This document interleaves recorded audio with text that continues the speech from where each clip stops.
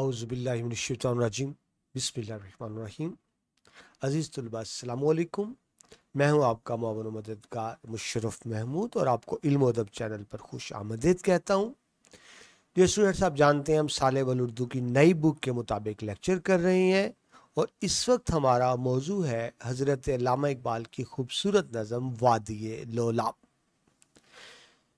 लोलाब कश्मीर की वो वादी है जहाँ से हज़रत अल्लामा इकबाल के आबा व अजदाद का ताल्लुक़ है।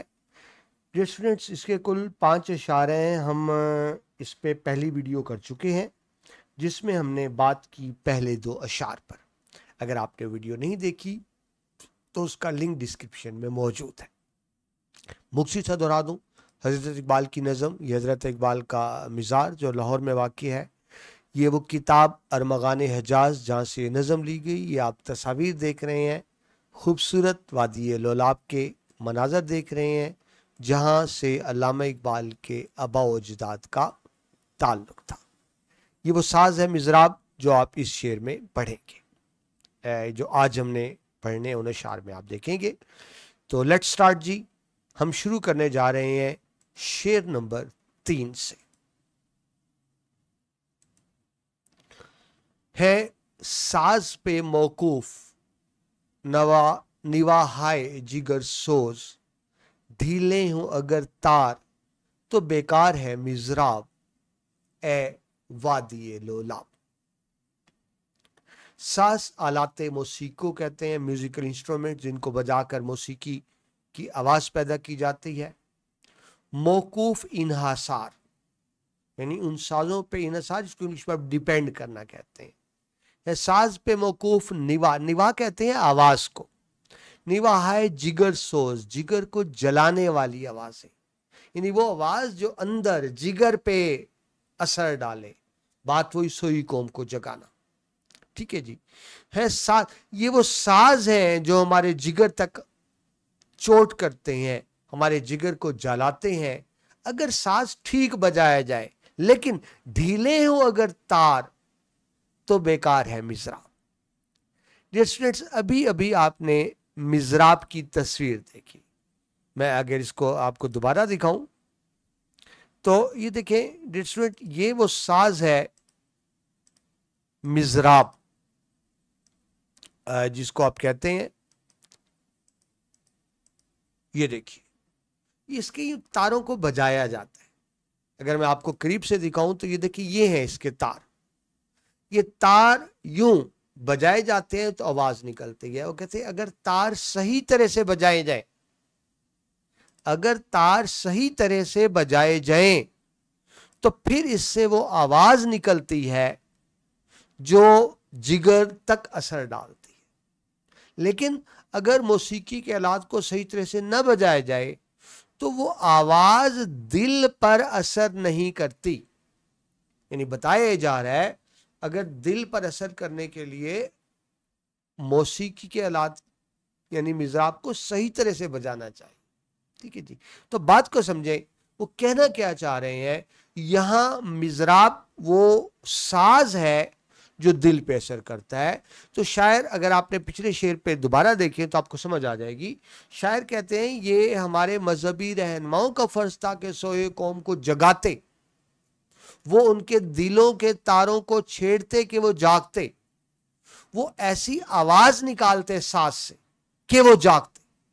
ठीक है जी। मिज़राब तार से बजाने वाला एक सांस, यानी वो कहना ये चाह रहे, मफहूम किया है कि कौम की बेदारी और जज्बे के बगैर तमाम कोशिशें बेसूद है। अगर अंदर ही जज्बा मौजूद नहीं है तो वो कौम क्या बेदार होगी। वो सोई कौम कैसे जागेगी जिसके अंदर जागने का जज्बा ही मौजूद नहीं है। यानी बाज़ारी अल्फाज क्या है कि अगर साज को सही तरह से न बजाया जाए तो उसे सही आवाज नहीं निकलती। कहना क्या चाह रहे हैं कि जब तक कौम बेदार ना हो, जब तक कौम को बेदार ना किया जाए, उस वक्त तक आज़ादी की तमाम कोशिशें बेकार हैं। याद रखिए, आज़ादी के लिए कुर्बानी देनी पड़ती है, जागना होता है। आज़ादी कभी भी भीख से नहीं मिलती, आज़ादी कभी भी भीख में नहीं मिलती, ये जालिम से ताकत के जोर पे छीननी पड़ती है।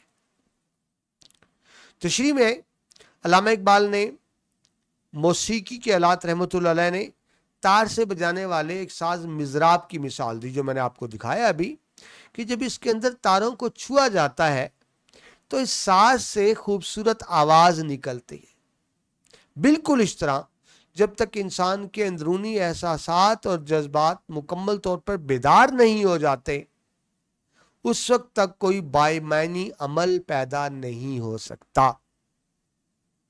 نواہائے جگر سوز یعنی دل کو پگھلانے والے سر تبھی پیدا ہوں گے جب تار مضبوط ہو اور انہیں صحیح طرح سے بجایا جائے۔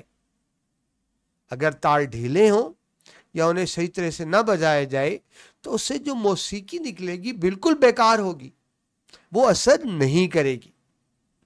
تو بات کو سمجھیے، اس کو بین السطور کہتے ہیں، بٹوین دا لائنز، یعنی بظاہر الفاظ کچھ اور ہے، بتانا وہ کچھ اور چاہ رہے ہیں۔ تو بین السطور وہ کہنا کیا چاہ رہے ہیں کہ جب تک انسان کے اندر کا جذبہ اور ایمان مضبوط نہ ہو تو اس کے سارے عمل بے اثر ہو جاتے ہیں اور ان کا کوئی مثبت نتیجہ برآمد نہیں ہوتا۔ جب تک ساز کو صحیح بجایا نہیں جائے گا، اس سے کوئی آپ توقع نہیں کر سکتے کہ کوئی اچھی آواز نکلے گی۔ اس شعر میں نواہائے جگر سوز میں جو درد و سوز کی کیفیت ہے، مزراب کا لفظ اس میں موسیقیت پیدا کر رہا ہے، جس سے شعر میں ایک طرح کا ترنم آ جاتا ہے، لیکن نواہائے جگر سوز میں ایک جو درد کی کیفیت ہے، وہ درد جو حضرت اقبال کو کشمیری عوام کے حوالے سے تھا، اس کا اظہار اس میں آپ بڑے اچھے انداز سے دیکھ سکتے ہیں۔ سوری، یہ نظر نہیں آ رہا تھا آپ کو، میں نے اب اس کو کلیئر کر دیا۔ جی، تو یہ دوبارہ دیکھ لیجئے، میں نے ابھی جو آپ کو میں آلریڈی ایکسپلین کر چکا ہوں، ہے ساز پہ موقوف نواہائے جگر سوز، ڈھیلے ہوں اگر تار تو بیکار ہے مزراب۔ تو یہ آپ دیکھ رہے ہیں، یہ ہم کر چکے ہیں، لیکن اس وقت شاید آپ کو سکرین نظر نہیں آ رہی تھی۔ ادبی صنعتوں کی طرف آئیں تو صنعت تشبیہ کا اس کے اندر استعمال ہے۔ قوم کو ساز اور قوم کے رہنماؤں کو مزراب سے تشبیہ دی گئی کہ انہوں نے وہ ساز بجانا ہے۔ صنعت کنایہ ہے۔ کنایہ ہوتا ہے جب آپ براہ راست بات نہ کریں، اشاروں سے بات کریں، اسے کنایہ کہتے ہیں۔ تو صنعت کنایہ کا استعمال ہے، یعنی ڈھیلے تار سے مراد قوم کا سست روی کا شکار ہونا ہے۔ صنعت استعارہ ہے، ساز، تار، مزراب کا استعاراتی استعمال ہے۔ استعارہ آپ بار بار دیکھ رہے ہیں، جب ایک لفظ اپنے حقیقی معنوں میں استعمال نہ ہو، یعنی لغوی معنی کچھ اور ہو، ہم کسی اور معنی میں استعمال کریں، اس کو استعارہ کہتے ہیں۔ صنعت استعارہ۔ صنعت خطاب ہے، وادی لولاب اور اس کے باشندوں کو براہ راست خطاب کیا گیا۔ حوالے کے اشعار دیکھیں۔ خرد کہتے ہیں عقل کو، عقل، دانش، وزڈم۔ خرد نے کہہ بھی دیا لا الہ تو کیا حاصل، دل و نگاہ مسلمان نہیں تو کچھ بھی نہیں۔ اندر، دل و نگاہ، اندر کی کیفیت کی بات ہو رہی ہے، یعنی جب تک ہم اندر سے بیدار نہیں ہوں گے، خواب غفلت سے نہیں جاگیں گے، بات نہیں بنے گی۔ وہ کہتے ہیں یہ ذکر نیم شبی، یہ اکٹھے ہیں اشعار۔ خرد نے کہہ بھی دیا لا الہ تو کیا حاصل، دل و نگاہ مسلمان نہیں تو کچھ بھی نہیں۔ یہ ذکر نیم شبی، رات کو اٹھ کے ذکر کرنا، یہ مراقبے، یہ سرور، تیری خودی کے نگہبان نہیں تو کچھ بھی نہیں۔ یعنی اگر تیرے اندر خود ہی نہیں ہے تو یہ رات کو جاگنا بھی کوئی تجھے فائدہ نہیں دے گا۔ خرد نے کہہ بھی دیا لا الہ تو کیا حاصل، دل و نگاہ مسلمان نہیں تو کچھ بھی نہیں۔ اچھا، یہ ریپیٹ ہو گیا، اور اسی کو ایکسپلین کرتے ہیں حضرت اقبال ایک اور جگہ پہ اس طرح سے۔ وہ کہتے ہیں دل سوز سے خالی ہے نگہ پاک نہیں ہے، دل سوز سے خالی ہے نگہ پاک نہیں ہے، پھر اس میں عجب کیا کہ تو بے باک نہیں ہے۔ یعنی دل میں سوز، جب تک دل میں درد نہیں ہوگا بات بنے گی نہیں۔ اور پھر وہ مذہبی رہنماؤں کو جو شکوہ کر رہے تھے، آپ نے پچھلے شعر میں دیکھا کہ اپنا فرض انجام نہیں دے پا رہے، سوئی قوم کو جگا نہیں رہے، تو کہہ رہے ہیں گلا تو گھونٹ دیا اہل مدرسہ نے تیرا، گلا تو گھونٹ دیا اہل مدرسہ نے تیرا، کہاں سے آئے صدا لا الہ الا اللہ۔ یعنی وہ فرما رہے ہیں کہ مذہبی رہنماؤں کو جو قوم کے اندر حقیقی ایمان، حقیقی بیداری کا جذبہ پیدا کرنا تھا وہ اس میں ناکام ہو رہے ہیں. یہی وجہ ہے کہ قوم ابھی تک خواب غفلت کی نیند سو رہی ہے. حضرت اقبال نے اپنے طور پہ کوشش ضرور کی کہ اپنی شاعری کے ذریعے قوم کو خواب غفلت سے بیدار کرے. اگلے شعر پہ چلیں جی. شعر نمبر 4. ملا کی نظر نور فراست سے ہے خالی، بے سوز ہے میں خانہ صوفی کی مائے ناب، اے وادی لولاب. یہاں ملا کا مطلب عالم دین نہیں لیا گیا. یہاں ملا کا مطلب روایتی مولوی، یعنی مولوی جو بس چند تقریریں اور چند نمازیں اور عبادتیں یاد کر لیتے ہیں اور بس وہی پھر آ کے خطبہ دے دیتے ہیں. رٹی ہوئی تقریر ہوتی ہے. صحیح معنوں میں وہ صاحب ان کے اندر وہ ایمان کا نور نہیں ہوتا جو ایک عالم دین کے اندر ہونا چاہیے. تو ان کو ملا کہا انہوں نے. ملا کی نظر نور فراست کہتے ہیں، عقل مندی، وزڈم. اس کے اندر وہ کہتے ہیں دانش نہیں، عقل نہیں ہے اس کے اندر، وین نہیں ہے اس کے اندر، وزڈم نہیں ہے، وہ دانائی نہیں ہے جو ایک عالم دین میں ہونی چاہیے. دیکھیے عالم دین ہمارے رہنما ہے نا، اگر وہ ان میں خود ان کے اندر وزڈم، فہم و فراست نہیں ہوگی تو قوم کی رہنمائی کیا کریں گے؟ تو کہہ رہے ہیں ملا کی نظر نور فراست سے ہے خالی، بے سوز ہے میں خانہ صوفی کی مائے ناب. میں کہتے ہیں شراب کو، لیکن جب شاعری کی بات کریں گے آپ جانتے ہیں حضرت اقبال جب بات کرتے ہیں وہ تو میں نے آپ کو پہلے بتایا وہ تو قرآن سنت کے علاوہ بات ہی نہیں کرتے. تو جب حضرت اقبال مئی کی بات کرتے ہیں شراب کی تو شراب معرفت ہوتی ہے، یعنی وہ شراب جو ہمیں اللہ کے سے جوڑ دے. تو یعنی یہ مئی وہ شراب نہیں جس کو قرآن حرام قرار دیتا ہے، یا مئی حقیقی کے معنی میں آپ لیں گے. اور جب ہم رند شرابی کا لفظ استعمال کرتے ہیں اور وہ کہہ رہے ہیں مئی ناب پرانی شراب، تو پرانی شراب کا کیا مطلب؟ یعنی اصل دین اسلام، یعنی یہ مئی سے مطلب معرفت کی بات ہے، یعنی اللہ تعالیٰ کی انڈرسٹینڈنگ کی بات کی جا رہی ہے. تو بے سوز ہے یعنی سوز سے خالی ہے. مائے خانہ، شراب خانہ. اب یہ دیکھیں شراب خانے میں شراب پلائی جاتی ہے، تو یہاں کیونکہ یہ شراب معرفت کی شراب ہے، یہ عشق حقیقی، آپ یوں سمجھ لیں یہ عشق حقیقی کی شراب ہے، یہ اللہ کی معرفت کی شراب ہے. تو پھر مائے خانہ کا مطلب وہ صوفی. دیکھیں عام شراب خانے میں ساقی ہوتا ہے نا جو شراب پلاتا ہے، تو یہاں مائے خانے کا مطلب یعنی جو مذہبی رہنما ان کی بات کی جا رہی ہے کہ ان کے پاس جو شراب ہے اور وہ جو مائے خانہ جہاں شراب پلائی جا رہی ہے وہ بے سوز ہے، یعنی وہ بات ہے نہیں جو ہونی چاہیے تھی. یعنی کیوں نہیں ہے؟ کیونکہ آپ نے پڑھا کہ ملا کا اپنا دل فہم و فراست سے خالی ہے. تو اس کا بنیادی طور پہ دیکھیں تو یوں کہیں گے کہ شراب خانے کی شراب میں وہ لذت نہیں ہے. یعنی سادہ لفظوں میں اس کا ترجمہ کیا بنے گا کہ اے شراب پلانے والے تیری شراب میں وہ لذت نہیں ہے. اس کا ترجمہ یہ بنے گا ظاہری. لیکن اقبال کس کو کہہ رہے ہیں؟ وہ شراب معرفت کی بات کر رہے ہیں، وہ حقیقت کی شراب کی بات کر رہے ہیں. اور مخاطب کون ہے؟ ملا. کہ ملا تیرے پاس وہ شراب ہے ہی نہیں جو لطف و سرور کی کیفیت پیدا کرے، یعنی جو دل پہ اثر کرے. ٹھیک ہے جی. تو یہ تو آپ کو زبانی تشریح کی، اب ڈیٹیل سے بھی دیکھتے ہیں. ملا یعنی مولوی امام. فراست کہتے ہیں دانائی کو، روحانی بصیرت کو. بے سوز رنج و غم کی کیفیت سے خالی، یعنی جس کے اندر سوز نہ ہو، جس کے اندر دل کا درد نہ ہو. مائے خانہ شراب خانہ بمراد یعنی یہاں مطلب ہے صوفی خانہ.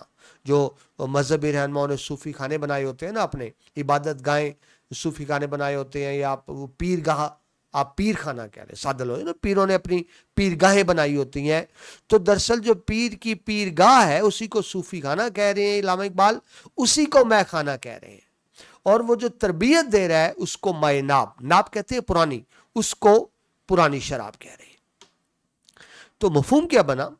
روحانیت اور علم کی حقیقت تب تک بے اثر ہوتی ہے جب تک اس میں جذباتی و روحانی سوز نہ ہو. جب تک اندر کا سوز نہیں ہوگا بات بنے گی نہیں. تشریح میں علامہ اقبال نے اس شعر میں جو ملا اور صوفی کی مثال دیتے ہوئے بتاتے ہیں کہ ملا کی جو نظر ہے وہ فراست سے خالی ہے، اس کے اندر تدبر نہیں ہے، وہ وزڈم دانائی نہیں ہے، اس طرف اشارہ کرتے ہیں کہ جب تک کسی کے اندر حقیقی فراست یعنی روحانی بصیرت نہیں ہوتی اس کا علم جو ہے بے اثر رہتا ہے. یعنی وہ شراب جو خالص نہیں ہوگی اثر نہیں کرے گی نا. جو شراب خالص نہیں ہے وہ اثر نہیں کرے گی. تو بالکل بامعنی اسی طرح سے ہی جب صوفی کے پاس صحیح علم نہیں ہوگا, اس کے اندر دل کے اندر نور کی روشنی نہیں ہوگی, فہم و فراست نہیں ہوگی, تو پھر اس کی پلائی ہوئی شراب بھی اثر نہیں کرے گی. یعنی اس کی شراب کا مطلب اس کی تعلیمات, ٹھیک ہے جی, اس کا علم بھی بے اثر رہے گا. مصرع ثانی میں یعنی دوسرے مصرے میں اقبال فرماتے ہیں کہ صوفیانہ زندگی اور جو تصوف کی حقیقت کو اس میں پیش کرتے ہیں کہ جب تک انسان کے اندر جذبہ اور سوز نہیں ہوتا نا تو اس کے تمام تر روحانی تجربات بھی بیکار ہیں, بے سود ہیں. اس شعر میں نور فراست میں دانشوری کا پہلو موجود ہے, جبکہ مائے ناب میں ایک صوفیانہ رمزیت بھی موجود ہے. اردو میں ہم دیکھا جائے تو ویسے تو صوفی اور ملا کو ہم الگ الگ لفظوں میں لیتے ہیں. ہم صوفی کہتے ہیں جو دین کی گہری بصیرت رکھتے ہیں, اور ملا کہتے ہیں عام مولوی کو. لیکن حضرت اقبال نے دونوں کو ایک ہی معنوں میں استعمال کیا ہے, صوفی اور ملا کو. ٹھیک ہے جی. اردو شاعری کی روایت ہے کہ میں خانہ سے مراد کیا ہوگا, اس دنیا کی آسائشیں, اس دنیا کی رنگینیاں ہوتی ہیں, جبکہ مائے ناب سے مراد یہ ہے کہ وہ شراب جو حقیقت کی شراب ہو, جو حقیقت کا ادراک کرے. تو علامہ اقبال نے مائے ناب کو اسی انداز میں لیا ہے کہ جو ہمارے اندر روحانی حقیقی بصیرت جب تک پیدا نہیں ہوتی, یعنی جب تک ہم معرفت کی شراب نہیں پی لیتے, تب تک یہ جو ظاہری کتابی علم ہے اس کا کوئی فائدہ نہیں ہوگا. علامہ اقبال اس شعر میں جو ہمارے مذہبی پیشوا, مذہبی رہنما ہے اور جو صوفیہ کرام ہیں ان پر تنقید کرتے ہیں کہ ملا کی نظر نور فراست سے خالی ہے.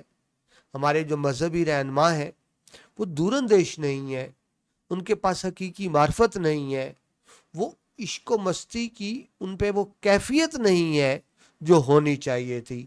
یہی وجہ ہے کہ ان کی تعلیمات میں اثر نہیں. مولوی صاحب تقریر کر رہے ہیں, بے روح ہے, سننے والوں کے دل پہ اس کا کوئی اثر نہیں ہوتا. وجہ کیا ہے کہ ان میں حقیقی معرفت نہیں, جذبے کی کمی ہے. ادبی صنعتیں دیکھیں تو صنعت استارہ ہے, مے خانہ اور مائے ناب.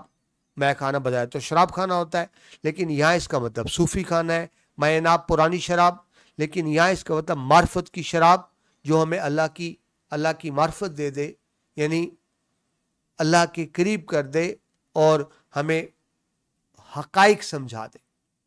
سند خطاب مولوی وادی لولاب میں خطاب ہے وادی لولاب سے اور وہاں کے باشندوں سے. حوالے کے اشعار دیکھیے, حضرت اقبال ہی کے اشارے سارے کہتے ہیں, اٹھا میں مدرسہ و خانگاہ سے نمناک روتا ہوا. اٹھا میں مدرسہ و خانگاہ سے نمناک, نہ زندگی نہ محبت نہ معرفت نہ نگاہ. یعنی آپ مدرسہ خانگاہ سے کوئی محبت نہیں سیکھتے, کوئی معرفت نہیں سیکھتے, اللہ کی معرفت نہیں سیکھتے, آپ کو نگاہ نہیں ملتی جو آپ کے دل کو منور کر دے. اٹھا میں مدرسہ و خانگاہ سے نمناک, نہ زندگی نہ محبت نہ معرفت نہ نگاہ. اور پھر کہتے ہیں الفاظ و معنی میں تفاوت نہیں, لیکن تفاوت فرق, ملا کی اذاں اور ہے اور مجاہد کی اذاں اور. ملا کی اذان صرف ظاہری اذان ہے, وہ چند کلمات منہ سے پڑھ دیتا ہے ترنم کے ساتھ. مجاہد کی اذان کون سی ہوتی ہے؟ جو دل سے نکل رہی ہوتی ہے اور دل پہ اثر کرتی ہے نا. دل سے جو بات نکلتی ہے اثر کرتی ہے, پر نہیں طاقت پرواز مگر رکھتی ہے. اور شعر دیکھیں اقبال کا, کہتے ہیں کوئی اندازہ کر سکتا ہے اس کے زور بازو کا, نگاہ مرد مومن سے بدل جاتی ہے تقدیر. مومن کی شان تو یہ ہے اس کی نگاہ تقدیر کو بدل کے رکھ دیتی ہے. اور پھر فرماتے ہیں عجب نہیں کہ خدا تک تیری رسائی ہو, تیری نگاہ سے پوشیدہ آدمی کا مقام. تم تو بھی آدمی کے مقام تک نہیں پہنچے تو بات کرتے ہو خدا کی معرفت کی. یعنی پہلے تمہیں حقیقت کا ادراک کرنا ہوگا, سمجھنا ہوگا. ہاں جب تم یہ جان جاؤ گے کہ انسان کا مقام کیا ہے, یعنی جب تم یہ جان جاؤ گے تمہاری اپنی حقیقت کیا ہے, تو تب تم یہ بھی جان جاؤ گے تمہارا اللہ کون ہے, خدا کون ہے. اس کو حضرت اقبال خودی کا پیغام کہتے ہیں, یعنی اپنی ذات کی پہچان. कहते हैं तेरी नमाज में बाकी जलाल है न जमाल, तेरी अज़ा में नहीं है मेरी सहर का पयाम। यानी वही बात, हमारी जो इबादतें हैं बेरूह हैं, उनके अंदर हकीकी रूह नहीं है जिस तरह से होनी चाहिए। पांचवा और आखिरी शेर देखिए इस नज़म का, बेदार हूं दिल से, बेदार हूं दिल जिसकी फुगाने सहरी से, उस कौम में मुद्दत से वो दरवेश है नायाब, ए वादिये लोला। बेदार होना, ख्वाब गफलत से जागना, मैं बार बार लफ्ज इस्तेमाल करूं। फुगा कहते हैं आहुजारी करना, रोना, फरियाद करना, रो रो कर फरियाद करना। फुगाने सारी यानी सुबह के वक्त, ये बड़ा इबादत का वक्त होता है, तो सुबह सुबह उठकर अल्लाह से मांगना, सजदे में गिड़गड़ाना, उसकी बात हो रही है। बेदार हूं दिल जिसकी फुगाने सारी से, इस कौम में मुद्दत से, बहुत अरसा हो गया, मुद्दत से वो दरवेश है नायाब। नायाब नजर नहीं आता, मौजूद नहीं, ठीक है। यानी वो दरवेश जो सुबह सुबह उठ के सजदों में आहोजारी करे और सोई कौम को जगाए, वो दरवेश अब पेश कीमत है, मतलब ये नहीं खत्म हो गए हैं, मतलब बहुत कम है, बहुत कम ना होने के बाद, नापेद जो बहुत यूनिक, जो बहुत कम इस कौम में मुद्दत से वो, यानी वो रहनुमा बहुत कम है जिनकी आवाज में वो सहर हो, जिनकी आहोजारी में असर हो कि सोई कौम जाग जाए। मफहूम देखें, हकीकी बेदारी और रूहानी इनकलाब उस वक्त ही आ सकता है जब एक हकीकी दरवेश कौम को अपनी फिक्री और रूहानी तहरीक से बेदार करे, यानी सोई कौम को जगाए।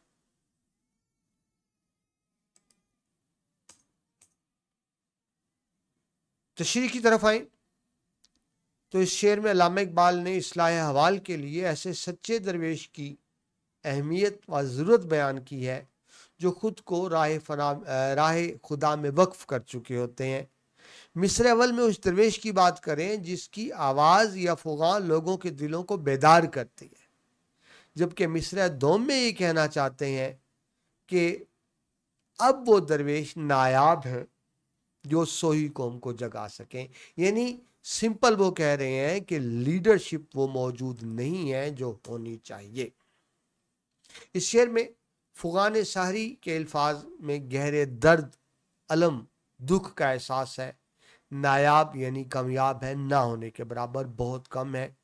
तो बता रहे हैं कि वो रहनुमा नहीं है जो सोई कौम को जगाएं। यही वजह है कि कौम अभी तक गफलत की नींद सोई हुई है।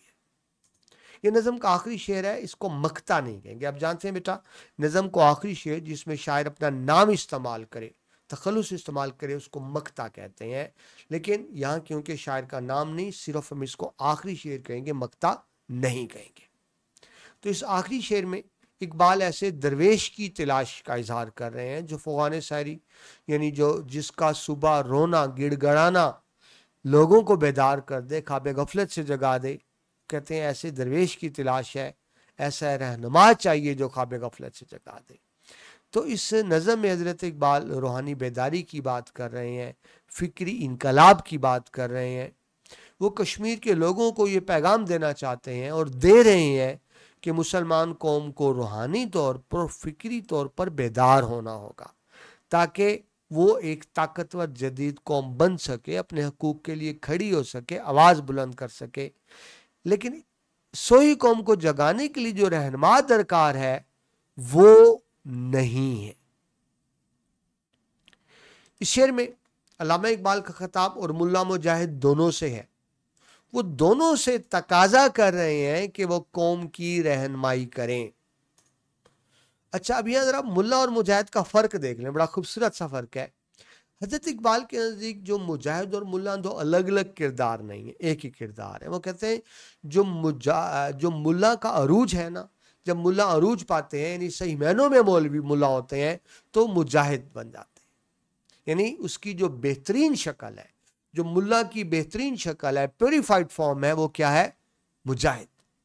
और जब मुजाहिद का जवाल होता है یعنی صرف اپنے آپ کو عبادتوں تک ہی رہ جاتا ہے تو پھر وہ ملا بن جاتا ہے. یعنی ملا کی ترقی مجاہد ہے اور مجاہد کا زوال ملا ہے. فرق کیا ہے؟ جب اس کے اندر حقیقی بیداری آ جاتی ہے، اندر تڑپ آ جاتی ہے تو مجاہد ہو جاتا ہے. جب صرف عبادتیں رہ جاتی ہیں تو وہ ملا ہو جاتا ہے. تو اس خوبصورت فرق کو بھی ذہن میں رکھیے گا. علامہ اقبال کے خیال میں ملا جب خود شناس ہو جاتا ہے تو مجاہد بن جاتا ہے. مجاہد جب فراموش کر بیٹھتا ہے اپنی خودی کو تو وہ ملا کے کردار میں ڈھل جاتا ہے. حضرت اقبال فرماتے ہیں کہ آج کے جو ملا ہیں وہ فروعی مسائل یعنی چھوٹے چھوٹے مسائل ان میں الجھے ہوئے ہیں، جس کا ہماری علمی، سیاسی، تہذیب، تمدن، معاشرت زندگی پر کوئی اثر نہیں ہوتا. یعنی فضول جھگڑوں میں الجھے ہوئے ہیں. بجائے اس کے لوگوں کو دین کی رہنمائی کرتے وہ فضول چیزوں میں الجھے ہوئے ہیں. دوسری طرف جو صوفیاء ہیں ان میں وراثت گھر کر چکی ہے، ان میں یعنی وراثت موجود ہے. کس طرح سے؟ باپ فوت ہوتا ہے صوفی کا، اس کا بیٹا اس کی جگہ پہ بیٹھ جاتا ہے. یعنی ایسا تو نہیں ہوتا نا کہ ایک عالم دین فوت ہو تو اس کا بیٹا اس کی جگہ سنبھال لے، لیکن یہ وراثت تو جداد میں ہوتی ہے. یعنی باپ مرتا ہے اس کی جداد بیٹے کو، اس کی جداد اس کے بیٹے کو.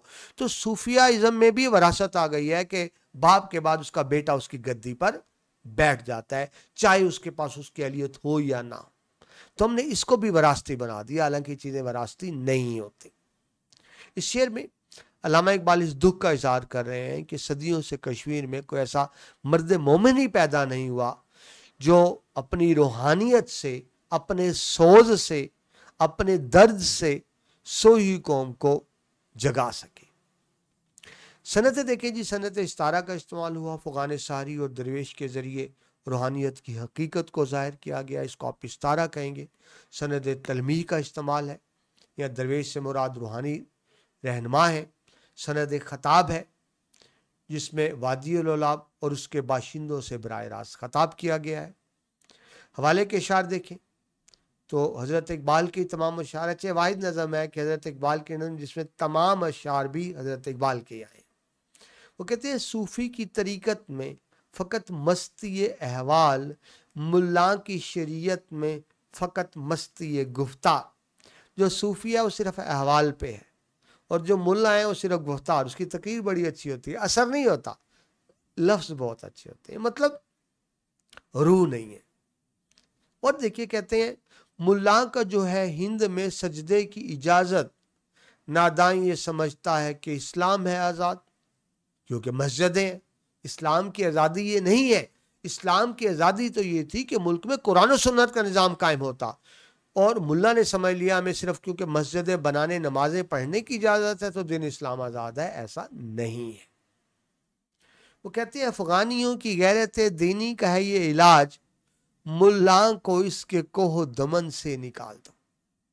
وہ کہتے ہیں جی اگر ان میں غیرت کا جذبہ پیدا کرنا ہے تو بڑے سخت الفاظ ہیں کہ ملا کو کوہ، پہاڑ، دمن، وادیوں سے نکال دو، کیونکہ ان میں وہ یہ ملا ان میں وہ جذبہ پیدا کرنے میں ناکام ہو گئے.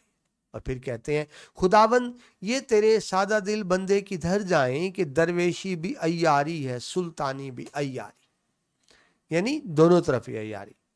اور پھر آخری شعر، شب گریزاں ہوگی یعنی ختم ہوگی، دعائیہ شعر ہے. شب گریزاں ہوگی آخر جلوائے خورشید سے. سورج نکلے گا، خورشید سورج نکلے گا، رات کے اندھیرے ختم ہو جائیں گے. شب گریزاں ہوگی آخر جلوائے خورشید سے، یہ چمن معمور ہوگا نغمائے توحید سے. ایک وقت آئے گا رات ختم ہوگی، صبح ہوگی. اللہ تعالی ہمارے کشمیری بھائیوں کو جلد سے جلد آزادی کی نعمت عطا فرمائے. آمین ثم آمین. اینڈ پہ جی نظم کا خلاصہ دیکھ لیجئے، کیونکہ یہ آپ کو لازماً ایک 5 نمبر کا کوشچن آتا ہے تو سب یہ کہتے ہیں کہ آپ باقاعدہ خلاصہ کرا دیا کریں. تو ویسے دیکھیں میں نے اب تک خلاصہ اس لیے نہیں کراتا تھا، دیکھیے ہر شعر کو جو مفہوم ہوتا ہے نا اس کو اب ملا دے خلاصہ بن جاتا ہے. تمام اشعار کے مفاہیم کو اگر آپ ملا کے اکٹھا لکھ دیں خلاصہ بن جاتا ہے. لیکن مجھے بار بار کہا گیا خلاصہ کریں، تو جی خلاصہ آپ کے سامنے ہے. جی علامہ اقبال کی نظم وادی الولاب میں فطرت کی حسین حسن اور رانائی کو بیان کیا گیا اور بتایا گیا ہے وادی الولاب تیرے چشموں کا پانی بےتاب ہے، تیری فضائیں میں پرندے بے قرار ہیں، مگر इसके साथ साथ मजहबी रहनुमाओं, सूफिया कराम और आम मुसलमानों पे भी तनकीद है कि वो हकीकी जज्बे और अमल से आरी हो चुके हैं। नज़म का मरकजी मौजू ये है कि कौम को एक सच्चे रहनुमा की ज़रूरत है जो उन्हें ख्वाब गफलत से बेदार कर सके। वो मिंबर महराब उलमा और सूफियों से दीन का सही पैगाम फैलाने की तवक्को करते हैं, मगर अफसोस का इजहार करते हैं कि कोई ऐसी आवाज़ नहीं है जो कौम को जगा सके। ये नज़म मुसलमानों को अपनी रूहानी व फिक्री बेदारी की तरफ मुतवज्जो करती है और उन्हें बताती है कि अगर वो बेदार नहीं होंगे तो उनके तमाम आमाल बेअसर होंगे और वो गुलामी से निजात हासिल नहीं कर सकेंगे। ये था डियर स्टूडेंट नज़म का खुलासा। उम्मीद है नज़म की तशरीह आपको पसंद आई होगी। मैंने कोशिश की आसान लफ्ज़ों में आपको तशरीह करूँ। ठीक है जी, इसके साथ ये नज़म मुकम्मल होती है।